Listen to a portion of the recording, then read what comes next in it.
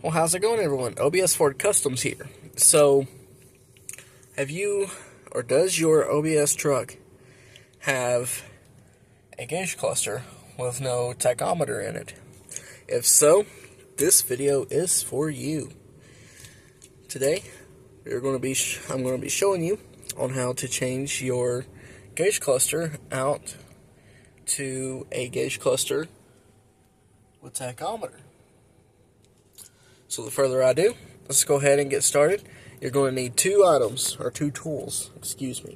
going to need a driver with a TX 15 or 20, one of the two will work. That's all you'll need there. And all you're going to need is a knife of some sorts. I'll show you why momentarily. So, the further ado, I must point out, this has already been done. This is a Futric video. This speedometer with odometer came out of the donor truck, and this speedometer and odometer has already been changed over to the truck, the speedometer and odometer what this truck came with. So you will see a mileage difference as about 100,000 or so. So just keep that in mind. But if you do want to keep your same mileage from what the old cluster shows, switch out that odometer with this little tachometer and odometer, or not tachometer, speedometer and odometer into your new one, and voila. And I also bought us some time and got a new gauge cluster lens while I was at it. So, further ado, let's go ahead and get started. So the first thing you're going to want to do is, you don't have to do any of this fancy unhooking the battery and stuff, because gauge cluster has no power currently with the ignition off. So first thing you want to do is, usually on most trucks there's a screw behind this trim piece as well. Mine broke off, so it's only being held on by clips and one screw. So don't mind that, but you do have this screw right here. Pull this trim off, we'll take it right over here. And we'll just loosen. Come on, there we go. I had to remember my righty-tighty, lefty-loosies here. Alright, I'm just gonna...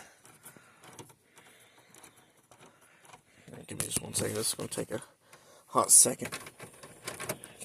If I keep doing it with my left hand, because my right hand's my dominant hand.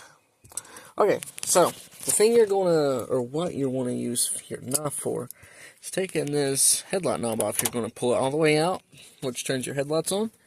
Then there's a little clip down in there you want to press against it, and then that just allows that to come off, just like that. There you go, you can see a little bit better right there.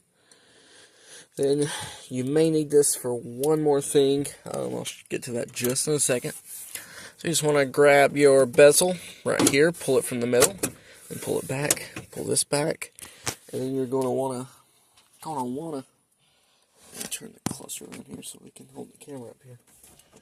And just pull it, let it slide up. Alright, now your cluster, or your bezel is loose, but you notice you may not be able still to pull it. Well, here's your problem. You got your harness right here for your fuel tank switch. Some trucks has the fuel tank switch, some Broncos have the window switch, and then over here you have your push button 4-wheel drive on some trucks. You also have your wait start, water and fuel, and all that for your diesel people. You'll also have harnesses over here, but just for me, I have one harness and one harness only on this bezel. So you just want to, there's a clip on the harness, you just want to get your knife in there, because it's really hard thing to do. Just prise it out just a little bit and pull at the same time. That releases this bezel. We're just going to put the bezel down here on the floorboard and cram my door a few times with it. Alright, so let's get up here. Alrighty, so once again, this is the old cluster out of the truck, out of what my truck used to have. I've already used some donor parts off of this cluster. That's why I was missing a few screws, it's missing a few bulbs, because I put them all in this one. I've already had this cluster in the truck. I just got bored and was like, you know what, let's do a gauge cluster tutorial here. So, you're going to have 4 screws to take out for this one. You got this one right here, this one right here, this one here, and this one here. I'm not going to worry about cleaning all that up for now. I'll do that at a different time when I'm not filming and trying to hold the camera all at the same time. Even if this will work, I don't know. Alright, so let's take all these 4 screws out real quick. I must mention the 2 top ones are fun ones to get to, so you're just going to have to bear with me here, and you guys are probably going to have some difficulties as well. So but the 2 bottom ones right here, you can just get your little fingies in there and just, you know, kind of do this. Now, while I'm doing this, I will be talkative here. Finding a gauge cluster for your truck, you got to make sure you have the right year. So for mine, I'm a 1995. So you can either get a cluster. The cluster needs to be from 94 to 95. I'm thinking of that being correct. I don't know. I can't remember off the top of my head with it. If you guys know that watches this video, let me know. Comment below. But oh shoot, that's something you don't want to do is drop your screwdriver and probably lose everything. But you just gotta make sure it's practically the same year. Now, finding a gauge cluster on the old flea bay is quite an experience, especially price-wise. So, believe it or not, this screw's still holding on a little bit. Hang on, guys. Believe it or not, a non-tack cluster goes for about the same price as a tack cluster. So, if for whatever reason you're having to replace your cluster, you just was like, you know what, I'm going to go with my original cluster with no tack, might as well just go ahead and get it. You don't have to do any special wiring or anything as well for the tack, because it's from the manufacturer, it's already wired. Just for GM and everybody else is like, you know what, we're going to do a tack deletion because we're dumb. But anyway, oh, shoot, sorry. Okay. So now back here, you're going to have 3 plugs. You're going to have that big long one, that small one for the speedometer and odometer, and another big one right over there. Getting these out can be a pain in the ass too. Excuse my French. But sometimes, just like that, it works easy. Alright.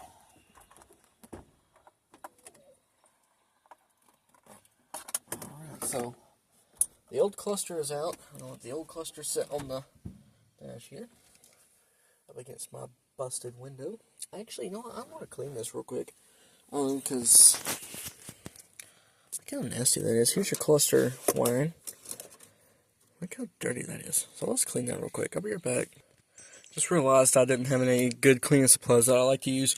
So I kind of just swapped it out. Not the best looking, but it's a little better than it was. So, let's go ahead and get this new cluster in. You can see the differences here between the non-tack and tack.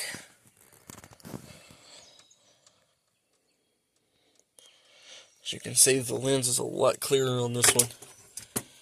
Alright, set up the camera again. Sorry, this is a bad angle and you guys really can't see anything being done. I just didn't set up my tripod.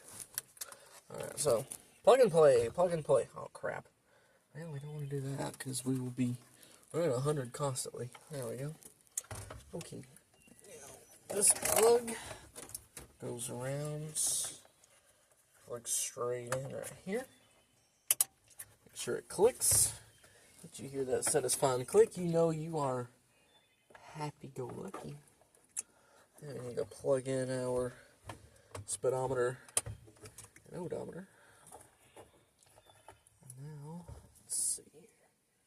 We need to plug in our plug for information gauges. Now we just gotta slide her back up under here. Make sure she's settled in right there. Alright, well, we won't be able to start it just yet because our fuel tank switch is not existent, but we can give it a shot. Alright, everything powers up. As you can see, the fuel tank goes all the way up to full, because past full actually, because there's nothing. Yeah, my airbag light has a problem there. We gotta figure that out, but I ain't worried about it right now. Everything seems to work. Alright, well, let's go ahead and get, you can see there's a huge difference in mileage, so I just like to keep the original mileage that it came with, because why not? Alright, now, next up is, trying to find a better, there we go, is getting these screws in. These can be quite fun, especially top ones. I recommend doing top ones first. Kind of just cross these. That worked out well, didn't it? Alright. Motherfucker. Okay. Sometimes you get lucky and it's useful. Sometimes it's a pain. And yes, it's gotta do this. Do some sort of something to. Like, damn it. Like this. If you say a few cuss words, that also helps. Just saying. So, no judging if you say a few cuss words. Because sometimes that just makes things a lot happier. Okay, whatever. We're going to do you this way then. At least we said we would. Come on, dadgummit. Really, dadgummit? See if we can get this to prop back on here.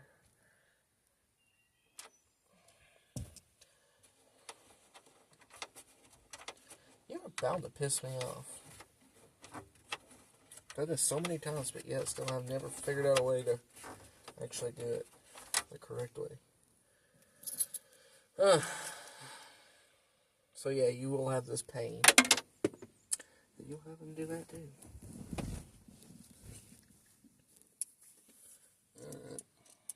Come on now. Son of a goose. Oh, come on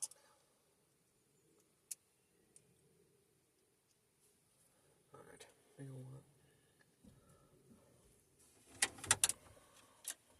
I'll do you first. Because obviously you don't want to go to the top. Alright, well, we'll get this one way or the other. Now, this you don't want to tighten it too much because you're just basically starting to strip. Because you're basically just tightening right into. If I had a socket, this would probably be a lot easier, but I just don't feel like going and finding sockets right at this moment.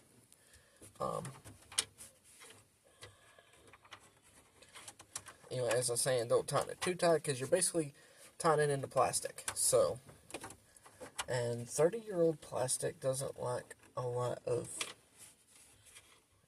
stuff going on, so you know how it is. Alright, come on. You have to be such a pain in the ass. Okay, let me get this one. You have got to be kidding me. Where'd you go? Do the steering column. Ow, it goes.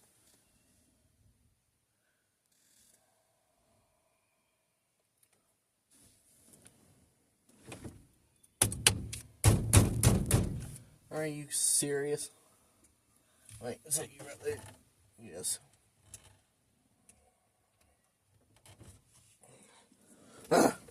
Technical difficulties, guys. And this is going to be an uncut video, so y'all enjoy all this cussing that I'm about to start doing.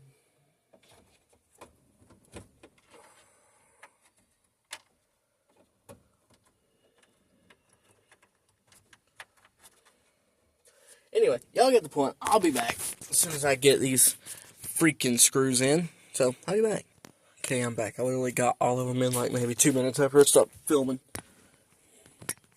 Go figure, that's how my life around here goes. Alright.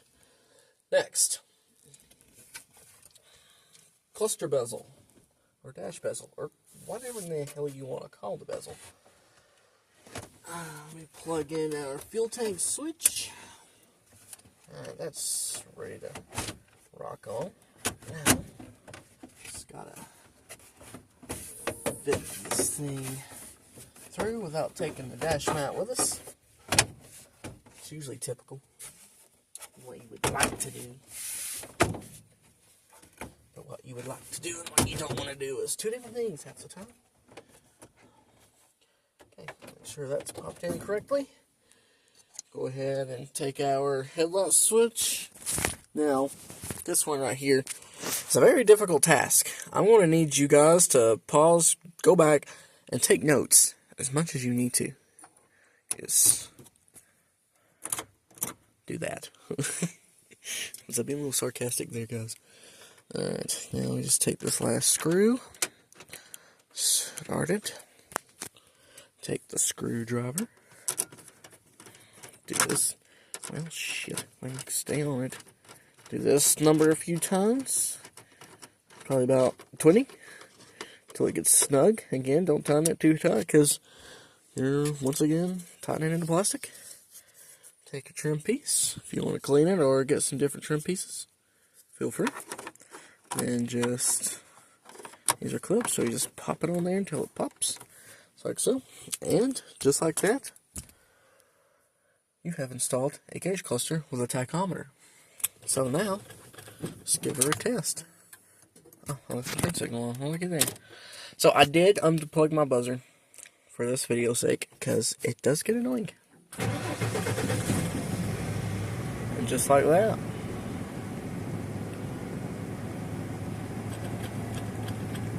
Go ahead and plug the buzzer back in for the hell of it. If I can find the plug, I stuffed it. We'll worry about that later. But there you go, guys. That is how a lot seem to be working. That is how you change your gauge cluster with tachometer from a gauge cluster without a tachometer. Simple as that. Well, guys, I hope you enjoyed this video. Hope you enjoyed the commentary, and hope you enjoyed all my fails. Thank you guys for watching. Hope you enjoyed. See you guys next time.